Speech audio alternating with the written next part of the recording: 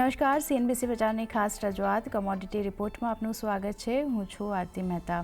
આ સપ્તાહે soft agri કમોડિટીઝ જેવી કે શુગર, ઘઉં, સોયાબીન આ બધા પર ફોકસ રહેતું જોવા મળ્યું. શુગરની વધતી કિંમતો પર નિયંત્રણ મેળવવા સરકાર તરફથી ઘણા પગલાં લેવામાં આવ્યા અને આ સાથે જ વૈશ્વિક બજારમાં ઘઉંની કિંમતો વધતા સરકારે ઘઉં અને ઘઉંના પ્રોડક્ટ પરથી સ્ટોક લિમિટ હટાવીને એક્સપોર્ટને મંજૂરી આપી દીધી છે. તો આ વૈશ્વિક બજારમાં સોયાબીનની કિંમતોમાં પણ સારો ઉછાળો જોવા મળતો દેખાયો છે. હવે આ બધી કમોડિટીઝનું આગળનું આઉટલુક કેવું બની રહ્યું છે તે અંગે આજે નિષ્ણાતો સાથે ચર્ચા કરીએ અને આપણી સાથે ચર્ચામાં એગ્રી એક્સપર્ટ વિરેન વકીલ અને ઇઝમાના ડિરેક્ટર જનરલ દીपक बलानी अपनी साथ जोड़ाशे. अपनी साथ अत्यारे दीपक बलानी जोड़ाई गया है. दीपक जी, स्वागत है आपका CNBC बाजार पर. और सर, जैसे सरकार ने हाल ही में देखते हैं हम कि 10 लाख टन कच्ची चीनी के ड्यूटी फ्री आयात की इजाज़त दे दी है. लॉजिस्टिक की दिक्कतों और ब्राज़ील के जो बंदरगाह है वहाँ पे भीड़ है और 31 अक्टूबर की जो बात करें तो सख्त समय सीमा को देखते हुए इज़्मा का क्या लक्ष्य बनता दिख रहा है, क्या उम्मीद है और इस कोटे का कितना हिस्सा समय पर भारत पहुंचेगा और स्थानिक कीमतों को देखें तो यहाँ पे कम करने के लिए कैसे मदद मिलेगी सर? नमस्कार, thank you for having me in your show. Basically सरकार ने 10 लाख टन का रॉ शुगर का जो इंपोर्ट का परमिशन दिया है, उसमें यह है कि 31 अक्टूबर तक शुगर जो है वो पोर्ट पे आ जानी चाहिए और उसके बाद लगभग 2 महीने बिल ऑफ एंट्री से उसको प्रोसेस करके उसको सेल करना है डोमेस्टिक मार्केट में. इन एडिशन टू दैट लगभग जो शुगर रिफाइनरी है जो स्पेसिफिकली कांडला पोर्ट पे है, 2 या 3 रिफाइनरीज है, वहां से शुगर ने सरकार ने जो वाइट वहां पे बनी है, वहां पे जो एडवांस लाइसेंस पे नॉर्मली रॉ शुगर इंपोर्ट होती है और उसके एवज में जो व्हाइट शुगर जो एक्सपोर्ट होती है, सरकार ने यह भी बोला है कि जो व्हाइट शुगर बनी है वो आप डोमेस्टिक मार्केट में बेच सकते हैं. तो ये उम्मीद है कि लगभग 3 से 3.5 लाख टन तो जो शुगर रिफाइनरी से वो इमीडिएटली जो है डोमेस्टिक मार्केट में आ जाएगी. In addition to that international parity के हिसाब से अभी मिलों को डिसाइड करना है कि वो कितना शुगर लेके आएंगे. हमें उम्मीद है कि पूरा कोटा पूरा हो जाएगा. अभी भी इंटरनेशनल पैरिटी बनी हुई है और अभी फिलहाल अभी जो इंटरनेशनल मार्केट में रेट्स हैं तो अभी वायबिलिटी है. तो मुझे लगता है कि जितने बिल हैं अपनी वायबिलिटी देखेंगे और रॉ शुगर इंपोर्ट करेंगे टाइमलाइन के हिसाब से. लेकिन सर, अगर जैसे अभी की चीनी मिलों की जो फाइनेंशियल कंडीशन है उसको सुधारने के लिए क्या सरकार की तरफ से जो MSP है उसको बढ़ाने की कोई डिमांड यहाँ से की जा रही है? देखिए, एमएसपी की डिमांड तो बहुत पुरानी है हमारी और वो एक बेसिकली स्ट्रक्चरल रिफॉर्म है. अभी फिलहाल जो लगभग 20 या 25 दिन से तो प्राइस काफी बढ़े हुए हैं, लेकिन अगर आप पूरा सीजन का एवरेज देखेंगे, क्योंकि हमारा शुगर सीजन अक्टूबर से शुरू होता है और सितंबर तक होता है, तो जब शुगर सीजन में क्रशिंग चल रही होती है, जब बहुत चीनी बन रही होती है, उसमें ये देखा गया है कि जो एक्स मिल प्राइसेस है काफी डिप्रेस हो जाते हैं, वो कॉस्ट ऑफ प्रोडक्शन से नीचे चले जाते हैं. अभी भी अगर पूरे साल का एवरेज देखा जाए तो लगभग हम अभी 42-43 रुपीज पे हैं, जो लगभग कॉस्ट ऑफ प्रोडक्शन के बराबर ही है. तो इसमें एमएसपी की जो एक हमारी रिक्वेस्ट है वो एक पुरानी रिक्वेस्ट है, लेकिन 2019 के बाद एमएसपी रिवाइज नहीं हुई है और उसकी वजह से जो शुगर सीजन में इनिशियली जब नवंबर, दिसंबर, जनवरी में शुगर प्राइसेस बहुत नीचे आ जाते हैं, उसको इतने नीचे ना आए और पूरे साल एक स्टेबल बना रहे, उसके लिए एमएसपी की बहुत रिक्वायरमेंट है. तो हम सरकार से लगातार बात कर रहे हैं. एक बार ये शुगर प्राइस की जो एक अननेसेसरी जो बढ़ गया है, अगर इसको रैशनलाइज करने के बाद एक बार जो इस इंडस्ट्री में या प्राइस में स्टेबिलिटी, ये मिल्स के लिए और किसानों के लिए बहुत इंपॉर्टेंट है कि एमएसपी रिवाइज की जाए. जी. और सर, अगर डोमेस्टिक क्रॉप की बात की जाए तो जैसे अब महाराष्ट्र, कर्नाटक, उत्तर प्रदेश में हम देख रहे हैं जो प्रमुख गन्ना उत्पादक राज्यों है वहाँ पे जो मौसम की असामान्यता है या फिर कीटकों के प्रकार जैसे रेड रॉट देखे तो ये सारे जो डिस्ट्रप्शन देखने मिल रहे हैं, तो प्रोडक्शन को लेके क्या अभी स्थिति यहाँ पे बनी हुई है? देखिए, अभी 25-26 का तो लगभग क्रशिंग सीजन खत्म हो गया. कुछ मिलें साउथ कर्नाटका और तमिलनाडु में स्पेशल सीजन में चल रही है. नया सीजन लगभग 15 अक्टूबर से शुरू हो जाएगा और अभी देखिए, हालांकि महाराष्ट्र और कर्नाटका जो मेनली रेन फेड स्टेट है, बारिश के ऊपर काफ़ी कुछ डिपेंड करता है। अभी भी लगभग 10 से 12% बारिश वहाँ डेफ़िसिट है। लेकिन अभी उसका इम्पैक्ट क्रॉप पे फिलहाल नहीं दिख रहा है। अभी भी लगभग हम लोग 15-20 दिन, महीना भर वेट कर रहे हैं, एक क्रॉप असेसमेंट करने के लिए। तो अगले साल का क्रॉप का स्थिति क्या होने वाला है, ये लगभग 1 महीने बाद क्लैरिटी आएगी।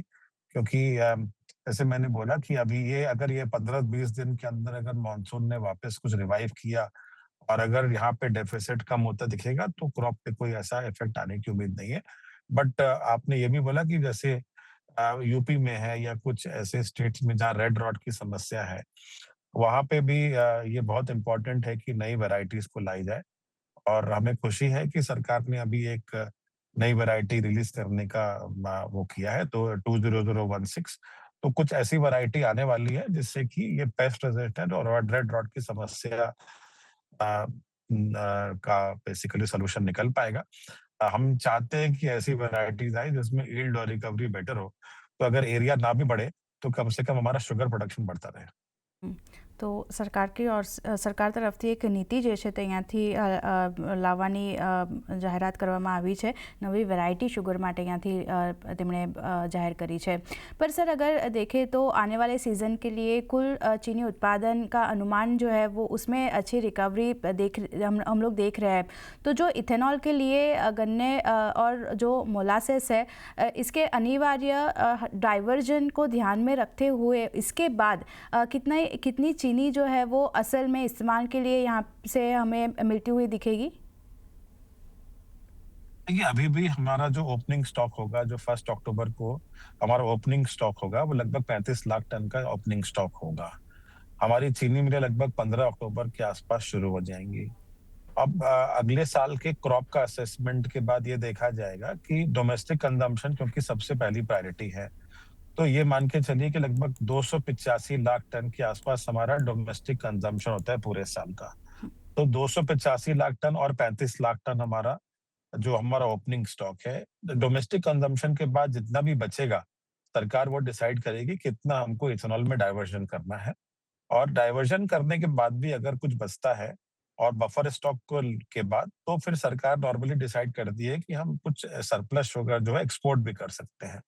तो ये ही डायनामिक्स वर्क करता है क्योंकि बहुत ज़्यादा चीनी भी अगर स्टॉक में हो जाएगी, तो जो मार्केट फंडामेंटल्स और डिमांड सप्लाई के हिसाब से जो एक्समिल प्राइसेज़ हैं, वो काफ़ी नीचे आ जाते हैं और किसानों को फिर पेमेंट करने में मिलों को दिक्कत होती है।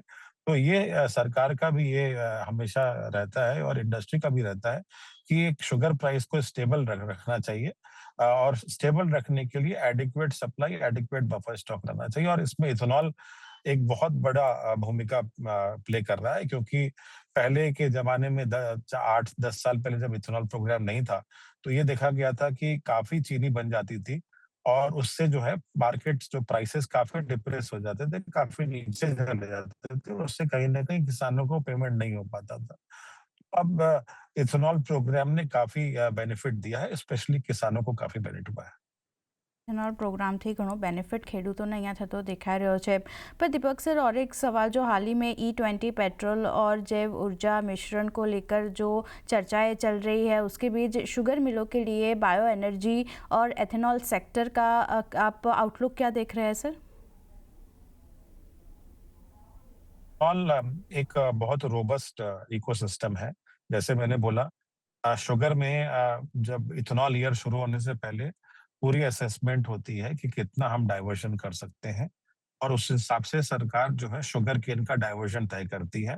एक टाइम पे ये डाइवर्जन जो है लगभग जो टोटल इथेनॉल रिक्वायरमेंट था उसका लगभग 80% शुगर केन से आता था। आज रिक्वायरमेंट भी काफ़ी बढ़ गई है, लगभग 1 साल में 1200 करोड़ लीटर का इथेनॉल का रिक्वायरमेंट है। उसमें लगभग 25 से 30% जो है वो शुगर केन की तरफ से दिया जाता है।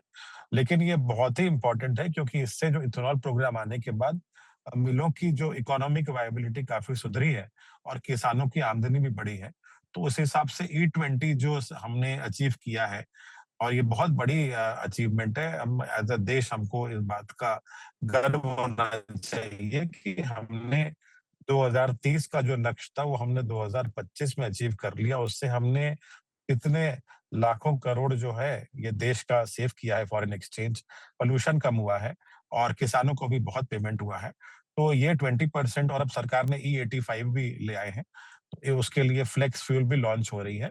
तो मुझे लगता है इथेनॉल का प्रोग्राम जो है वो देश के लिए, किसानों के लिए और मिलों के लिए बहुत अच्छा है और ये कंटिन्यू रहेगा।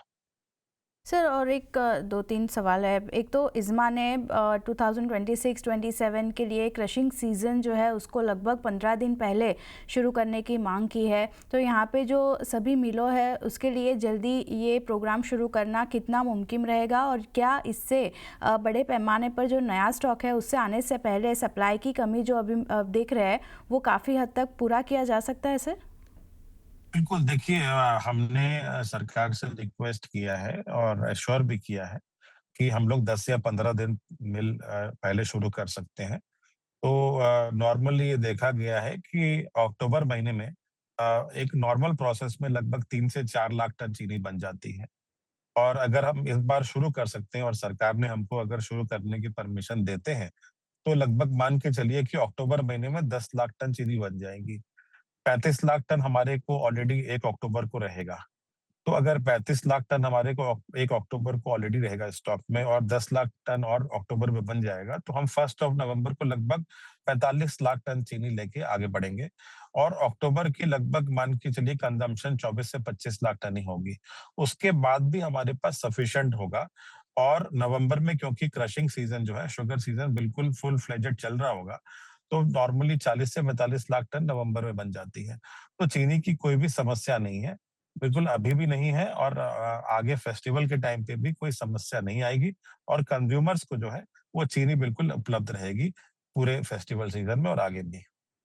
लास्ट एक सवाल सर जानना चाहेंगे, जो एक्सपोर्ट कोटा आउटलुक है उसको ध्यान में रख के, क्योंकि अंतर्राष्ट्रीय कीमतों में समानता न होने के कारण पहले एक्सपोर्ट कोटा का पूरा इस्तेमाल नहीं हो पाया था।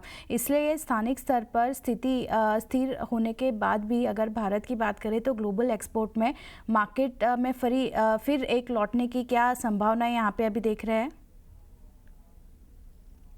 देखिए फिलहाल तो अभी एक्सपोर्ट प्रोग्राम की उम्मीद कम है, क्योंकि आपको पता है कि एक्सपोर्ट भी सरकार ने लगभग जून महीने में रिस्ट्रिक्शन दी थी, तब तक 8 लाख टन एक्सपोर्ट हो गया था।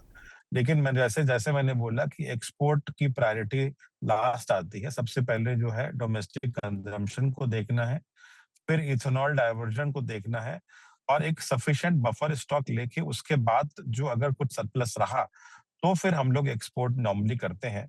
तो फिलहाल जब तक अगले साल का क्रॉप का असेसमेंट ना हो जाए, तब तक ये बहुत मुश्किल है बोलना कि हम लोग एक्सपोर्ट प्रोग्राम में लौटेंगे या ना लौटेंगे। और एक्सपोर्ट प्रोग्राम में जैसे इस बार भी सरकार ने जब अलाउ किया था, उस समय कई बार देखा गया था कि इंटरनेशनल पैरिटी नहीं है। तो ये कई बार ऐसा भी होता है कि सरकार अलाउ तो कर देती है, लेकिन कई बार इंटरनेशनल पैरिटी होने की वजह से एक्सपोर्ट नहीं हो पाता। बट जैसे कि मैंने बोला, हमारी फर्स्ट प्रायोरिटी डोमेस्टिक कंजम्पशन है, फिर इथेनॉल है और अगले साल क्रॉप असेसमेंट के बाद ही कुछ ऐसा रिक्वेस्ट हमारी तरफ से जा सकता है। लेकिन it purely depends on the crop और priorities of the government and the industry. અને સૌથી પહેલાં શુગર પર એક વ્યૂ લેવો છે, કારણ કે જો અત્યારે આપણે ઇઝમાના મેનેજમેન્ટ સાથે પણ ચર્ચા કરીને તેમનું કહેવું છે કે સ્થિતિ અત્યારે શુગરની સારી છે, સ્ટોક અવેલેબિલિટી સારી છે, તહેવારની સિઝનમાં જરૂર નહીં પડે કે ઇમ્પોર્ટ કરે કે પછી કોઈ ભાવ વધારો અહીંયાથી જોવા મળે. પણ સરકાર તરફથી જે નીતિઓ આપણે જોઈ છે છેલ્લા આ સપ્તાહની વાત કરી લઈએ તો કે શુગરની કિંમતોને નિયંત્રણમાં રાખવા માટે ઘણી બધી નીતિઓ તેમણે લાવી છે, કારણ કે એક મહિનામાં ઓલમોસ્ટ 20% જેટલી શુગરની કિંમતો આપણને વધતી દેખાઈ રહી છે. શું આઉટલુક બની રહ્યો છે શુગર માટે, અને અહીંયાથી જે સરકારની નીતિઓ આવતી દેખાઈ રહી છે, ભાવ પર કેટલી અસર આની? સરકારે ઘણા જ કડક પગલાં લીધા. એ પછી ખાંડના ભાવમાં ઠીક ઠીક કરેક્શન આવ્યું. લગભગ 6200 થી ઘટીને ભાવ 5500 આસપાસ થયા. પણ થોડા ફ્લેશબેકમાં જઈએ તો ભાવ એક સવા મહિના પહેલા કે 2-3 મહિના પહેલા 4200 હતા, એ વધીને 6200 થઈ ગયા હતા, જે 22 વર્ષનો ઊંચો ભાવ હતો. જે રીતે અલનોની સ્થિતિ છે વિશ્વભરમાં, ક્યાંક ક્યાંક ક્લાઇમેટિક ચેન્જીસ છે, એ જોતા એવું લાગે છે કે આ ભાવનો જે રિસ્પોન્સ હતો, સરકારે યોગ્ય સમયે ખૂબ સારા પગલાં લીધા છે. પણ ખાંડના સપ્લાયમાં કોઈ મિનિંગફુલ સુધારો દેખાતો નથી નિયર ટર્મ. બ્રાઝિલમાં પણ થોડો હાર્વેસ્ટ ઇસ્યુ છે.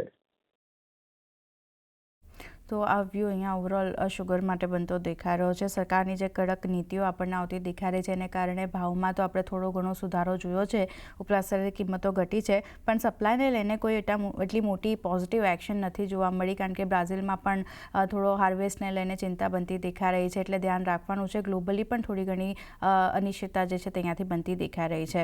આગળ વધીએ અને ઘઉં માટે એક વ્યૂ લઈ લઈએ. બિરેનજી, ઘઉં માટે પણ જો સરકારે એક્સપોર્ટ પર એક મોટો નિર્ણય લીધો છે અહીંયાથી, અને જે આપણે જોયું છે કે 12 જુલાઈ 2022થી જે એક્સપોર્ટ પર અહીંયાથી પ્રતિબંધ મૂકવામાં આવ્યો હતો તે અહીંયાથી હટાવવામાં આવ્યો છે, અને આનું મુખ્ય કારણ એ છે કે ઇન્ટરનેશનલ માર્કેટમાં ઘઉંની કિંમતો આપણને વધતી દેખાઈ રહી છે, એટલે એક એક્સપોર્ટ વધશે તો ખેડૂતોને અહીંયાથી ફાયદો થતો જોવા મળશે ઇન ટર્મ્સ ઓફ પૈસાના હિસાબે, કારણ કે કિંમતો ઇન્ટરનેશનલ માર્કેટમાં આપણને વધતી દેખાઈ રહી છે. આ વર્ષે ઘઉંનું ઉત્પાદન જોઈએ તો લગભગ 120 લાખ ટન રહેતું દેખાઈ શકે છે, જે ગત વર્ષ કરતાં 2.3% વધારે છે, એટલે ઉત્પાદન પણ વધારે છે, એને કારણે એક્સપોર્ટમાં પણ સરળતા જોવા મળશે અને સ્થાનિક સ્ટોક પણ જળવાતો જોવા મળશે. ઘઉં માટે શું આઉટલુક અહીંયાથી બની રહ્યું છે? હાલની સ્ટોકની સ્થિતિ ઘણી સારી છે, અને વૈશ્વિક ભાવોમાં આપણે પાછા થોડાક સ્પર્ધાત્મક બન્યા છીએ, અને ખાસ કરીને 2-3 દિવસમાં અમેરિકા અને યુરોપમાં ભાવો ખૂબ વધ્યા. અમેરિકામાં તો ઘઉંના વાયદામાં તેજીની સર્કિટ લાગી હતી. ત્યાંનો ક્રોપ પણ અંદાજે 50 વર્ષના લો ઉપર છે, એટલે સરકારને કદાચ એવું સંજ્ઞાન હશે કે અત્યારે આ વૈશ્વિક સંજોગોનો લાભ લઈને આપણે અહીંથી જે માલબોજો છે અથવા તો થોડી પુરવઠાની છત છે એના અનુસંધાનમાં નિકાસ કરીએ તો ખેડૂતોને લાભ પણ થાય, અને આવતી સિઝનમાં જે પ્રોક્યોરમેન્ટ કરવું પડશે સરકારને તો એની માટેની સ્ટોરેજની જગ્યા પણ થાય અને સંસાધનો પણ એકઠા કરી શકાય. જોકે અત્યારથી હું એટલું બધું આગળનું નથી વિચારતો, કારણ કે નવી સિઝનમાં રવિ મોસમમાં પાણીની ઉપલબ્ધિ કેટલી હશે એ અંગે અત્યારથી ફોરવર્ડ રીડિંગ મેળવવું અઘરું છે. તો વ્યૂ એક ઘઉં માટે પણ આ રીતનો બનતો દેખાવ છે. સરકાર તરફથી જે એક્સપોર્ટ અહીંયાથી છૂટ આપવામાં આવી છે એ એક પોઝિટિવ, અને બીજું એક એ પણ બનતી દેખાયું છે કે રશિયા યુક્રેન યુદ્ધથી બ્લેક સીથી જે અનાજનું શિપમેન્ટ થાય છે એને લઈને થોડો ઘણો અનિશ્ચિતતા બનતી દેખાઈ રહી છે, કારણ કે બ્લોકેટ આપણે ત્યાં જોઈ રહ્યા છે, એટલે એના લઈને પણ ચિંતા, પણ આપણા માર્કેટ માટે પોઝિટિવ, કારણ કે એક્સપોર્ટને એક મંજૂરી મળતી દેખાઈ રહી છે, એટલે ધ્યાન રાખવાનું છે. સોયાબીન માટે પણ આઉટલુક આપણને સુધરતું જોવા મળ્યું છે. આ સપ્તાહની વાત કરી લઈએ બિરેનજી, સોયાબીનમાં પણ ઇન્ટરનેશનલ માર્કેટમાં કિંમતો સારી એવી ઉછળતી જોવા મળતી દેખાઈ રહી છે. યુએસ વાયદો જે 1 મહિનાના ઉપલા સ્તરની પાસે પહોંચતો જોવા મળ્યો છે, અહીંયા પણ નબળા પાકના કારણે કિંમતોને સપોર્ટ મળી રહ્યો છે, અને બીજી બાજુ એક્સપોર્ટ માંગ જે નવી આવતી દેખાઈ રહી છે એને લીધે ભાવ વધી રહ્યા છે. સોયાબીનને કઈ રીતે જોઈ રહ્યા છો, ને અહીંયા શું આઉટલુક? સોયાબીનમાં જે અમેરિકન ફાર્મ ટૂરના જે આંકડા આવ્યા એમાં ઉતારા મામલે થોડી ચિંતાની વાતો હતી, એટલે કોર્ન બહુ ઉછળી ગયો છે, ને એની પાછળ ઘઉંને તેમજ સોયાબીનને પણ સપોર્ટ મળ્યો છે. સાથે સાથે અમેરિકન સરકારે પણ બાયોફ્યુલ ક્રેડિટમાં થોડો સપોર્ટ કરતા સોયાબીન તેલ ઘણું ઉછળ્યું છે, સોયાબીન ખોળ ઘણો ઉછળ્યો છે. આ જોતા ભારતમાં પણ જે તાજેતરમાં કરેક્શન આવ્યું હતું, ભાવ 7500થી ઘટીને અંદાજે 5500-5600 થઈ ગયા હતા, એ ફરી પાછા રિકવર થઈ રહ્યા છે. આપણે ત્યાં કેરી ફોરવર્ડ ટાઈટ છે, એટલે 1-2 મહિના પૂરતા તો બજાર કદાચ મજબૂત રહી શકે ઘરેલું સોયાબીનમાં. તો ઘરેલું સોયાબીનમાં 1-2 મહિના સુધી બજાર આપણને પોઝિટિવ અને મજબૂત રહેતા દેખાઈ શકે છે, એટલે ધ્યાન રાખવાનું છે. પણ એ સાથે જ જો બીજું એક જે વાત કરી લઈએ વૈશ્વિક સ્તરે સોયાબીનની, ખાસ કરીને યુએસ બ્રાઝિલમાં જે સોયાબીન અને ખાદ્ય તેલના પ્રોડક્શનમાં એક સાયકલ અને આયાત નિકાસની નીતિઓને લઈને જે આપણને સમાચાર આવતા દેખાઈ રહ્યા છે, એની કેટલી અસર ભારતીય સોયાબીન પર જોવા મળી શકે? ચીને જે કમિટમેન્ટ કર્યું છે કે દર વર્ષે 2.5 કરોડ ટન સોયાબીન અમેરિકાનું લેશે, એ 3 વર્ષ માટે અંદાજે 7.5 કરોડ ટન બીન લેવાના થાય. એ સિવાય બ્લેક સીમાં જે સપ્લાય ડિસેપ્શન છે, સનફ્લાવરનો ઓઇલ એટલે સનફ્લાવરનો ક્રોપ તો 5 કરોડ ટન જેવો ઊંચો છે, પણ એને ઓરિજિન ઉપરથી ડેસ્ટિનેશન ઉપર લાવવું મોટી ચેલેન્જ છે. એટલે લગભગ દરેક બજારો પોલિસી ડિસેપ્શન અને શિપિંગ ફ્રેટ્સ ડિસેપ્શનને કારણે પ્રભાવિત થયા છે. પોલિસીને લઈને શિપિંગ પોલિસીને લઈને થોડાક પ્રભાવિત અહીંયાથી થતા દેખાઈ રહ્યા છે, એટલે ધ્યાન રાખવાનું છે.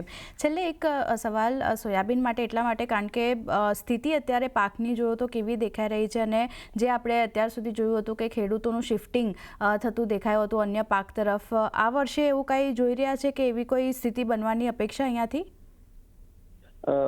સોયાબીનનું એકરેજ થોડું વધ્યું છે, પણ હવે આ સપ્ટેમ્બર મહિનાના વરસાદ ઉપર ખૂબ જ નિર્ણાયક સ્થિતિ છે. જો સપ્ટેમ્બરમાં વરસાદ નોર્મલ રહે અથવા નોર્મલથી થોડો સારો રહે તો આમાં થોડું કુલડાઉન થાય, પણ સપ્ટેમ્બરનો વરસાદ બિલો નોર્મલ રહે તો સોયાબીનમાં ઉતારા ઉપર વિપરીત અસર કદાચ જોવા મળે. સપ્ટેમ્બરમાં વરસાદ જો બિલો નોર્મલ રહે છે તો પછી ઉતારામાં થોડો ઘણો અસર આપણને આવતો દેખાઈ શકે છે, ઘટાડો જોવા મળી શકે છે, એટલે અહીંયા ધ્યાન રાખવાનું છે સોયાબીન માટે. પણ એ સાથે જ બિરેનજી સમય ફાળવે અમારી સાથે આ તમામ એગ્રી કોમોડિટીની આઉટલુક પર ચર્ચા કરવા માટે આપનો આભાર. અને એ સાથે જ આ શોમાં બસ આટલું જ. મને પણ આપશો રજા. વધુ સમાચાર અને અપડેટ્સ માટે જોતા રહો CNBC બજાર. નમસ્કાર.